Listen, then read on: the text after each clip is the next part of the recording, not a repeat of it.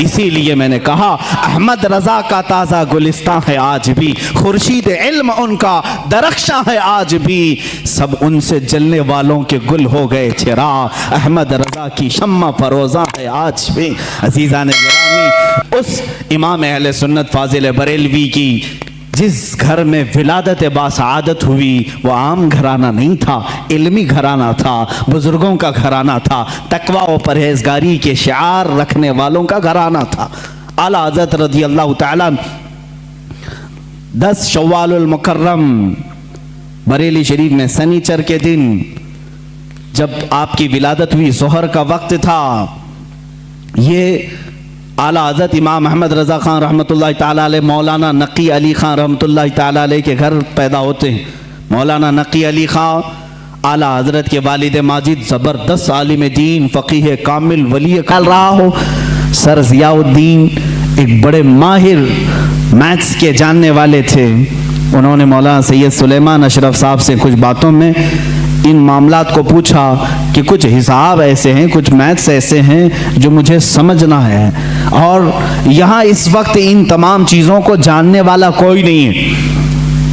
मौलाना सैयद सुलेमान अशरफ साहब ने कहा कि एक काम कीजिए, हमारे उस्ताद हैं मौलाना अहमद रज़ा ख़ान साहब, बरेली शरीफ में रहते हैं, आप उनके पास जाकर डिस्कस कर लें, गुफ्तगू कर लें, शायद ये फंडा हल हो जाए आपका। वो मुस्कुरा करके कहे, मौलाना ये मौलवी लोगों का काम नहीं है, मैं इसको जर्मन और ऑक्सफोर्ड के बड़े बड़े यूनिवर्सिटियों से राब्ता कर चुका हूँ, वहाँ से अब तक जवाब नहीं आया, जर्मनी से, लंदन से। मौलाना सुलेमान अशरफ साहब ने फरमाया, क्या बात है, एक बार मिल करके देख तो ले, जर्मनी बहुत दूर है, इंग्लैंड बहुत दूर है, बरेली करीब है अलीगढ़ से, आप जा करके तो आए। वो कहते हैं मैं उनकी बात पर आया, यहाँ जब तशरीफ़ लाए, आला हज़रत फाजिल बरेलवी रज़ियल्लाहु ताला अन्हु असर की नमाज के बाद बैठते थे चारपाई पर, और लोग आने वाले मुलाकात करते, अपनी अपनी हाजतें लेकर आते। वो आए, मौलाना सुलेमान अशरफ साहब ने पहले ही ख़त लिखा था आला हज़रत को कि फ़लाँ फ़लाँ साहब हैं, आप उनको इजाज़त मुलाकात अता फरमाए। आला हज़रत रज़ियल्लाहु ताला अन्हु ने उनसे बात करना शुरू फरमाई। उन्होंने कहा कि मेरे पास एक सख्त मसला पेश आया है हिसाब का, मैथ्स का, मैं वो आपसे डिस्कस करना चाहता हूँ। आला हज़रत ने फरमाया, कहिए क्या बात है। उन्होंने कहा, मैं चाहता हूं कि आप आराम से जब आपके पास वक्त हो तब डिस्कस करें, यह असर मगरिब के बीच का छोटा सा वक्त मेरे बड़े मसले के लिए नाकाफी है। आला हज़रत ने फरमाया, कह तो दें कुछ बात उसकी, क्या है मसाइल। आला हज़रत ने जब दो बार फरमाया तो सर ज़ियाउद्दीन कहते हैं, ये प्रोफेसर थे अलीगढ़ यूनिवर्सिटी के, मैंने वो अपनी एक कलम और कापी में लिख करके दिखाना शुरू किया कि ये मसला है। वो हिसाब का, मैथ्स का एक मुश्किल और टफ फंडा था। आला हज़रत रज़ियल्लाहु ताला मुस्कुराए और 4 जुमलों में जवाब इनायत फरमाया और लिख करके फरमाया, सर ज़ियाउद्दीन कहते हैं मैं वो देखता रह गया यहाँ तक कि मगरिब की अजान हो गई, आला हज़रत नमाज के लिए चले भी गए और मैं उसी में उलझ करके रह गया।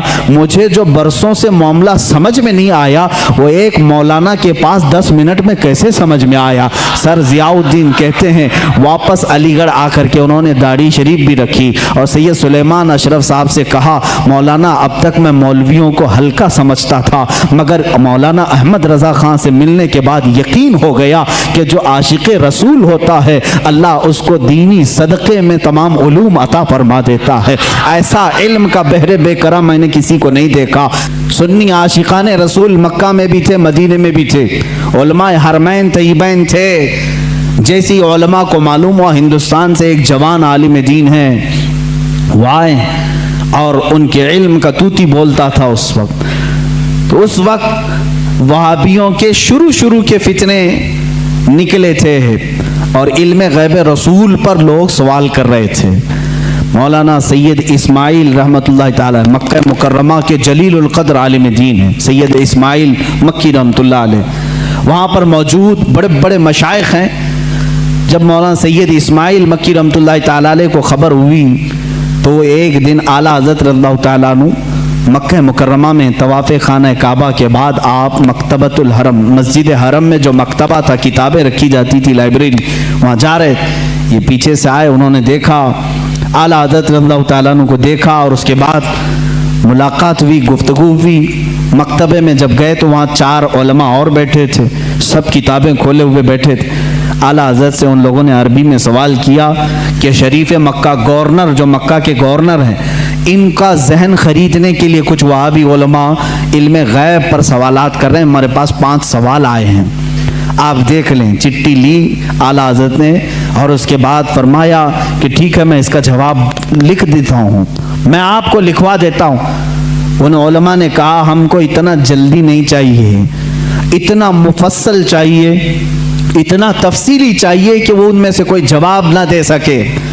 आला हज़रत रहमतुल्लाह ताला अलैह मकतबतुल हरम मक्का में उस वक्त मौजूद थे और उन्होंने टाइम सिर्फ 2 दिन का रखा था।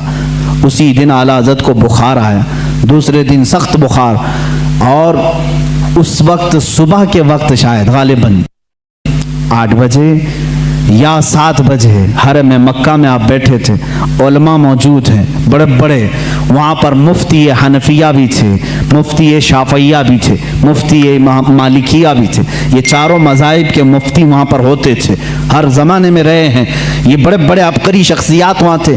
आला हज़रत रहमतुल्लाह ताला अलैह बुखार की हालत में लिखाना शुरू फरमाते हैं, हुजूर सल्लल्लाहु ताला अलैहि वसल्लम के इल्म गैब पर दलाइल लिखाना शुरू करते हैं, कुरान की आयतें पहले लिखाई, अहादीस रसूल जमा किया, अक़वाले सलफ़ व सालिहीन जमा किया, सहाबा व ताबाईन के मुतालिक मंसूब बातें लिखाई, यहाँ तक कि वो किताब तकरीबन 200 सफ़हात पर मुश्तमिल हो गई, जिसमें दलाइल का अंबार है। 70 से ज़्यादा दलीलें आपकी तरफ खुद से दी गई हैं, कुरानी आयात अपनी जगह पर, अहादीस रसूल अपनी जगह पर, अक़वाले सलफ़ व सालिहीन सब अपनी जगह पर।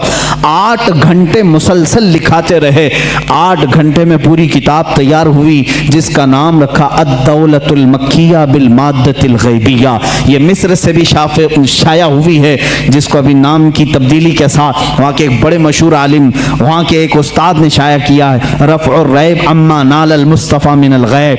ये किताब ऐसी हलचल मचा दी मक्का में, 8 घंटे में लिखी हुई किताब है, जिसमें तकरीबन 200 दलाइल मौजूद हैं, 70 से ज़्यादा अक़वाल मौजूद हैं। ये तमाम दलाइल लिखने के बाद आला हज़रत रहमतुल्लाह ताला अलैह उसमें तफसीर के हवाले जाते, रेफरेंस सब हैं, ऐसा नहीं कि मुँह से बोलते चले गए, तफसीर के और उसूल हदीस के रेफरेंस हैं, फ़लाँ हदीस की किताब में ये इबारत है, फ़लाँ तफसीर की किताब में ये लिखा हुआ है, फ़लाँ इल्म फ़िक़ह की किताब में ये लिखा है, फ़लाँ मुहद्दिस ने ये बयान किया, सब के रेफरेंस के साथ लिखाया, जबकि सामने आपके कोई किताब भी नहीं थी। सारी चीज़ें लिखा करके पेश किया।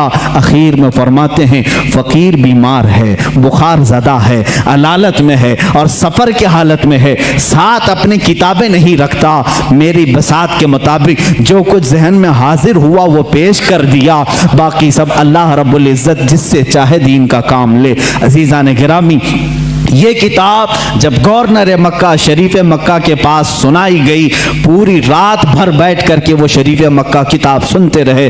दूसरी रात आई, पूरी किताब सुनी, यहाँ तक कि उलमाए मक्का उलमाए मदीना हाजिर होते हैं और आला हजरत से दस्त बस्ता कहते हैं, आप अपनी इजाज़ात हदीसा हमें अता फरमाएं, आप अपनी इजाज़ात में हमें शामिल फरमाएं। उसी सफ़र हज में आला हजरत रहमतुल्लाह ताला अलैह ने उलमाए हरमैन को अपनी इजाज़ात अता फरमाई। लोग हरम के उलमा से अपनी इजाज़त लेने आते थे और हरमैन के उलमा ने आला हजरत से अपनी इजाज़त लेने में फ़ख्र महसूस फरमाया। वहाँ के मरजउल उलमा थे, एक बड़े पाए के बुजुर्ग हैं, उनकी बारगाह में जब आला हजरत पहुँचे, बड़ा अदब करते थे मक्का और मदीने के उलमा का।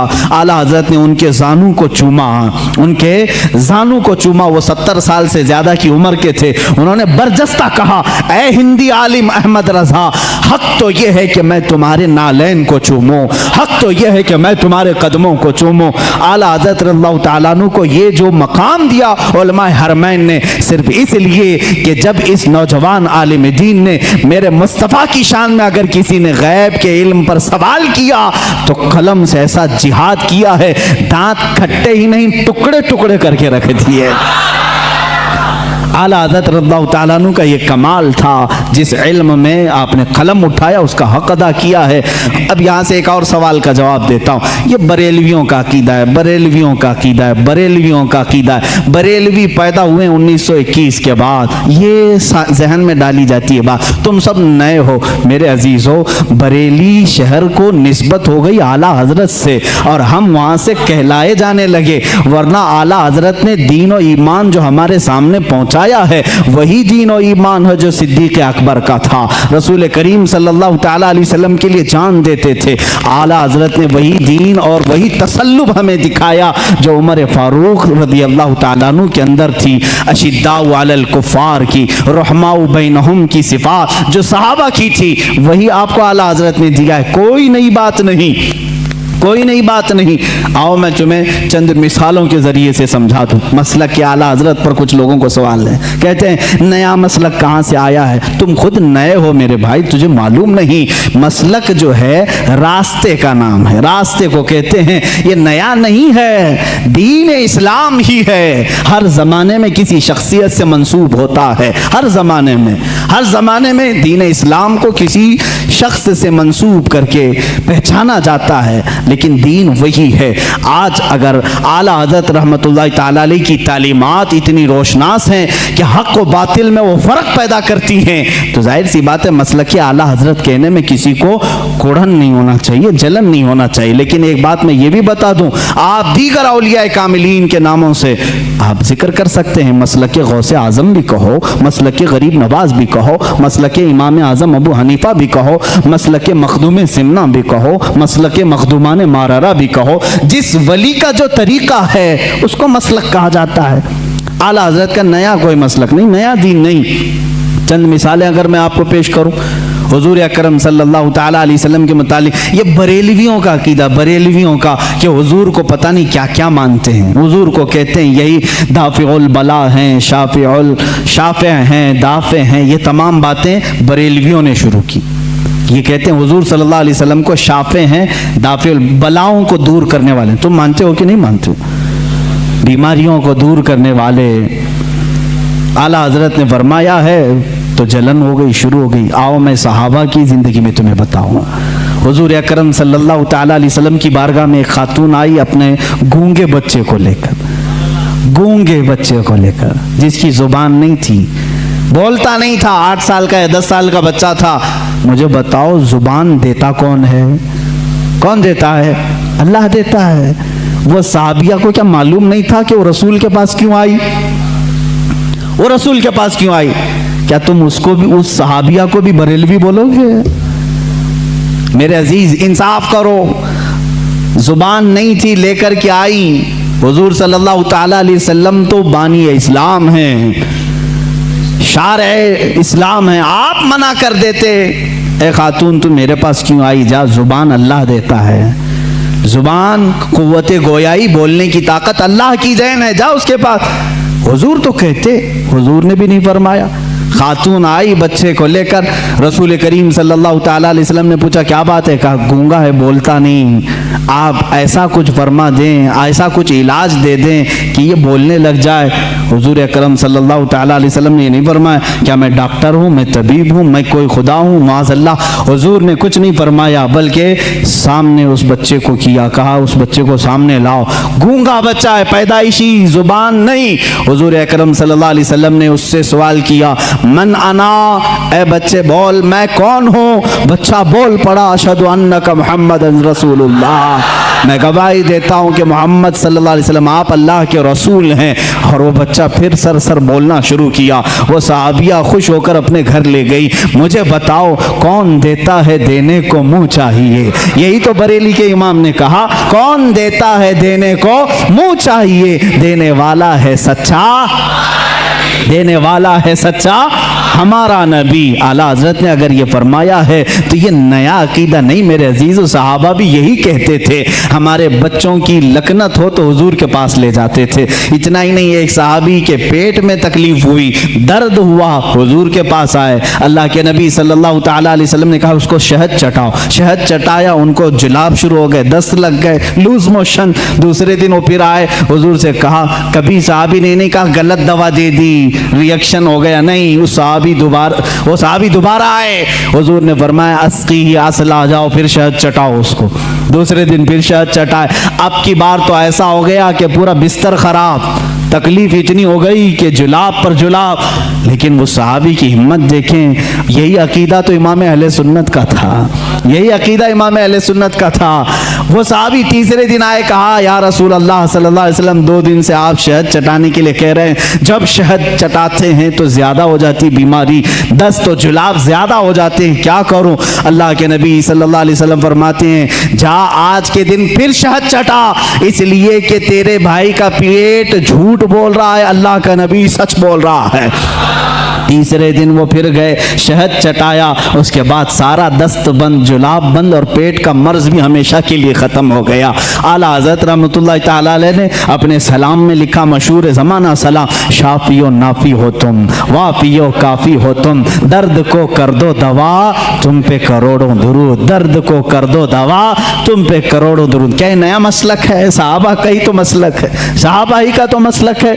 आला हज़रत इमाम अहमद रज़ा खान रहमतुल्लाह तआला अलैह ने अपनी किताबों से और अपने अशार से जो मसलक हमें दिया है वो सहाबा का ही है। सहाबा जाते थे, एक सहाबी हैं जो बयान करते हैं कि उनकी आंखें नहीं थी, वो आए हुजूर अकरम सल्लल्लाहु अलैहि वसल्लम की बारगाह में, कहा कि मुझे बड़ी दिक्कत होती है घर से आने जाने में, मस्जिद को आने जाने में, आप आंखों के लिए दुआ फरमा दें। अल्लाह के नबी ने नहीं फरमाया कि आंखें देना अल्लाह का काम है, मेरे पास कहाँ से आ गया, क्यों आ गया? सहाबा को मालूम था देता अल्लाह ही है, दरवाजा रसूल का होता है, क्योंकि मेरे आका ने फरमाया इन्नमा अना कासिमुन वल्लाहु युअती, अल्लाह देता है और मैं तकसीम करता हूँ, अल्लाह देता है मैं तकसीम करता हूँ। हुजूर ने फरमाया है बखुदा खुदा का यही है दर, नहीं और कोई मफर मकर, जो वहाँ से हो यहीं आके हो, जो यहाँ नहीं तो वहाँ नहीं। आला हज़रत ने फैसला किया, जो यहाँ नहीं तो वहाँ नहीं। आला हज़रत ने फैसला करके हमें बता दिया है, जो यहाँ नहीं तो वहाँ नहीं। बहरहाल मैं उनकी बात को नकल किया। खैर, आला हज़रत रहमतुल्लाह ताला अलैह ने कोई नया मसलक अगर दिया है तो मुझे बताओ कौन सी नई बात है जो सहाबा इकराम ने अपने ज़माने पाक में हुजूर सल्लल्लाहु ताला अलैहि वसल्लम के लिए अपना मामूल बनाया, तो वही चीज़ पेश की। हज़रत उस्मान बिन हुनैफ से ये हदीस है मरवी, आँख के लिए शिकायत लेकर साहबी आए, हुजूर ने मना नहीं किया, कहा जाओ मस्जिद में 2 रकात नमाज अदा करो और मेरे वसीले से दुआ करो, मेरे वसीले से दुआ करो। उन्होंने दुआ की, वो नमाज से बाहर आने को थे कि उनकी आंखें रोशन हो चुकी थी, आंखें मिली, जुबान मिली, पेट का दर्द गायब। अब्दुल्ला इब्न उमर रज़ियल्लाहु ताला अन्हु सहाबी रसूल हैं, बुखारी शरीफ की रिवायत है, ये बुखारी शरीफ की रिवायत है, कहते हैं कि एक सहाबी के पैर में सूजन आ गई, पैर मोटा हो गया, फुंसी हुई थी या कुछ, सूजन आ गई, दर्द बहुत ज़्यादा था। उन्होंने दूसरे सहाबी से कहा कि बहुत दर्द हो रहा है। उन्होंने कहा कि इलाज मैं बताऊं? कहा हाँ बता दीजिए। कहा जिसको तुम सबसे ज़्यादा चाहते हो एक बार उसका नाम पुकारो। सहाबा कैसे इलाज करते थे, सबसे ज्यादा जिसको चाहते हो उसका नाम पुकारो। उस सहाबी ने झट से कहा या मोहम्मदा वा मोहम्मदा। बुखारी शरीफ में ये हदीस मौजूद है।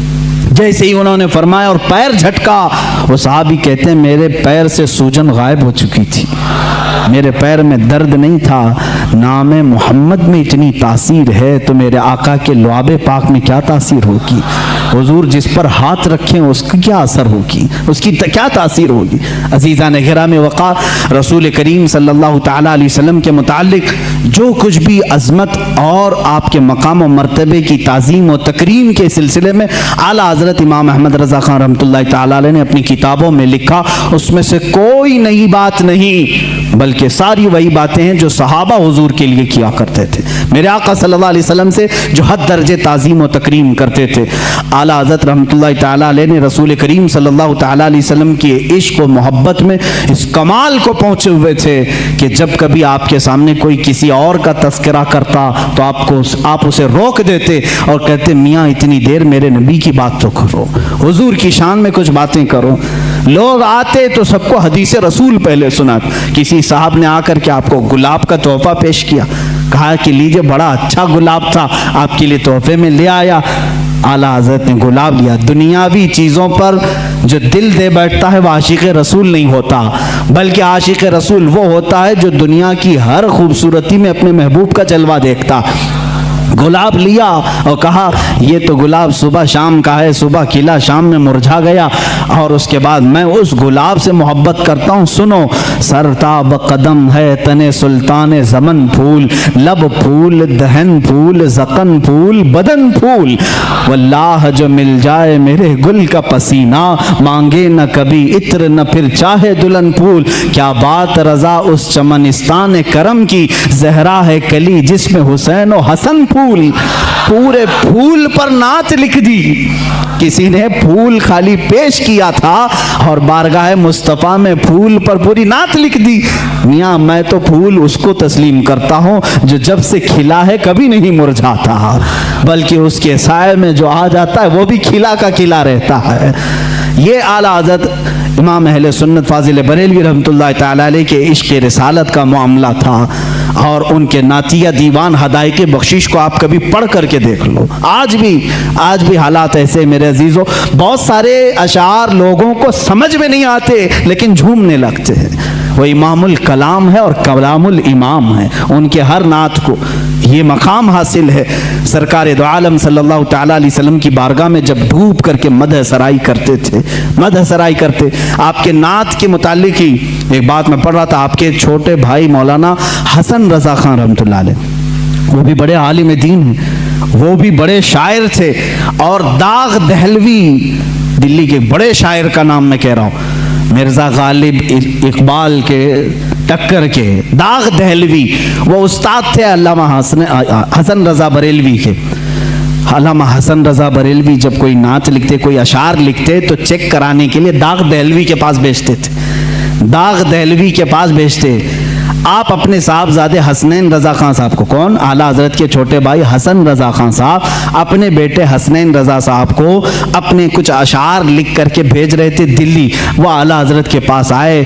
आला हज़रत ने कहा भतीजे कहाँ जा रहे हो? कहा दिल्ली जा रहा हूँ दाग दहलवी साहब के पास, अब्बा जान ने कुछ अशार लिखे हैं वो पेश करने जा रहा हूँ। आला हज़रत ने फरमाया ठीक है, जाते जाते हमारे भी कुछ अशार लेते जाइएगा और दाग साहब को हमारे भी अशार सुना दें। आला हज़रत उस वक्त नात कौन सी लिख रहे थे? उनकी महक ने दिल के गुंचे खिला दिए, जिस राह चल दिए हैं कूचे बसा दिए हैं, उनके निसार कोई कैसे ही रंज में हो, जब याद आ गए हैं सब गम भुला दिए हैं। अल्लाह क्या जहन्नम अब भी न सर्द होगा, रो रो के मुस्तफ़ा ने दरिया बहा दिए हैं, मेरे करीम से गर कतरा किसी ने मांगा, दरिया बहा दिए हैं दुर्बे बहा दिए हैं। ये पूरी नात लिख रहे थे और जल्दबाजी में थे। पूरी नात लिखा, अपना मक्ता जिसमें शायर का तखल्लुस होता है वो नहीं लिखा, पूरी नात लिख करके अपने भतीजे के साथ पेश किया। वो गए दिल्ली। दाग दहलवी साहब बड़े शायर थे, बड़े बड़े उनके शागिर्द थे। पहले उन्होंने हसनैन रज़ा साहब का इस्तकबाल किया, उनके वालिद की लिखे हुए अशार को चेक किया। बाद में उन्होंने कहा हमारे बड़े अब्बा हैं मौलाना अहमद रज़ा खान साहब, उनके भी कुछ नातिया अशार आपके सामने आए हैं। दाग दहलवी साहब ने मुताला किया, एक एक शेर को पढ़ा और उस नात के आखिर में कहा मौलाना अहमद रज़ा खान साहब ने इसमें अपना तखल्लुस आखिरी शेर नहीं लिखा, लिहाजा जाओ भतीजे मेरी तरफ से ये आखिरी शेर उनको पेश कर देना। मुल्के सुखन की शाही तुमको रज़ा मुसल्लम, जिस समत आ गए हैं सिक्के बिठा दिए हैं। इमाम शोरा, शायरों का इमाम था, उसने कहा जिस समत आ गए हैं सिक्के बिठा दिए हैं। तुम्हारा क्या कहना आला हज़रत फाजिल बरेलवी का? अपने ज़माने के शोरा भी तुम्हारा अदब करते हैं, साइंसदान भी तुम्हारा अदब करते हैं, और अपने ज़माने के प्रोफेसर यूनिवर्सिटीज़ में पढ़ाने वाले तुम्हारा अदब करते हैं। मुहद्दिस सूरती, अब हदीस की बात आती है तो मैं आपको बता दूं, मुहद्दिस सूरती रहमतुल्लाह अलैह, जो मुहद्दिस आज़म हिंद कचोचा के शेखुल इस्लाम के जो वालिद गिरामी मुहद्दिस आज़म के उस्ताद में हैं, मुहद्दिस सूरती आला हजरत के हम असर हैं, शागिर्द नहीं, हम ज़माना हैं। मुहद्दिस सूरती साहब मौलाना फजल गंज मुरादाबादी रहमतुल्लाह अलैह के मुरीद थे, उनके मुरीद थे। आला हजरत के पीर खाने से बैत भी नहीं थे, एक नहीं कि मतलब दोनों एक ही जगह से मुरीद हैं, पढ़े भी एक साथ नहीं थे। लेकिन मुहद्दिस सूरती इल्म हदीस के बड़े आलिम, आला हजरत का बार बार तज़किरा, हर महफिल में तज़किरा। मुहद्दिस आज़म हिंद कचोचा शरीफ के ये उनके शागिर्द हैं, वो खुद बयान फरमाते हैं। मुहद्दिस आज़म रहमतुल्लाह अलैह फरमाते हैं, मैंने अपने उस्ताद मुहद्दिस सूरती से पूछा कि मुहद्दिस सूरती से कि आप वसी अहमद सूरती रहमतुल्लाह अलैह उनका नाम, कहा कि आप अपने पीरो मुर्शिद का उतना तज़किरा नहीं करते, अपने उस्ताद जिन्होंने मंतिक पढ़ाया, आपको इल्म हदीस पढ़ाया, उनका तज़किरा नहीं करते।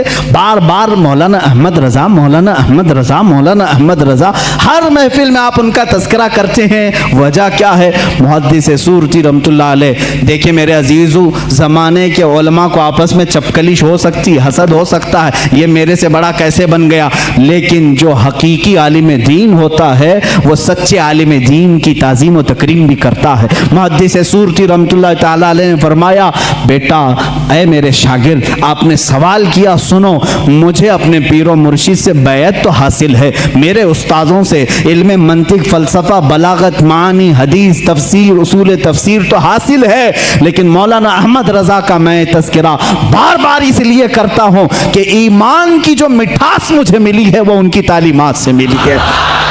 अज़मत रिसालत होती क्या है, मैंने मौलाना अहमद रजा से सीखा है।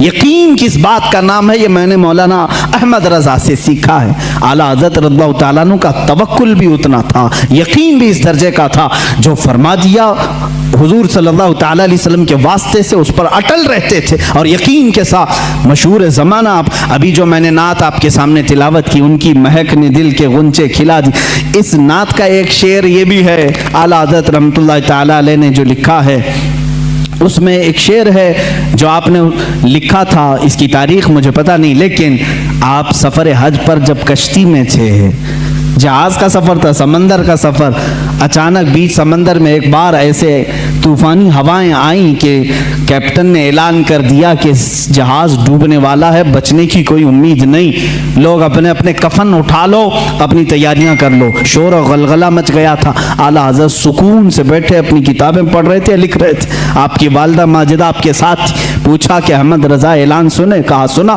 कहा जहाज़ डूबने वाला है? कहा नहीं डूबने वाला है। लोग मरने वाले हैं? कहा नहीं, लोगों की बात तो नहीं, लेकिन मैं तो महफूज रहूंगा। कहा इतने यकीन के साथ? कहा हाँ अम्मा, जब मैं जहाज में बैठा था, हुजूर अकरम सल्लल्लाहु अलैहि वसल्लम की हदीस है, पानी के सफर पर जब कोई जाए तो ये दुआ पढ़ ले, बिस्मिल्लाहि मजरेहा व मुरसाहा इन्न रब्बी लगफूरुर रहीम। जो ये दुआ पढ़ ले वो डूबने से और गर्क होने से महफूज हो जाएगा। मैंने वो दुआ तिलावत कर ली। अब मेरा ये यकीन कामिल है, हजार तूफान आए, तूफान झूठे हो सकते हैं, रसूलुल्लाह का कौल नहीं झूठा होगा, मैं महफूज रहूंगा। और आपने फरमाया था, आने दो या डुबो दो, अब तो तुम्हारी जानिब, कश्ती तुम्ही पे छोड़ी, लंगर उठा दिए। ये यकीन है, ये यकीन है।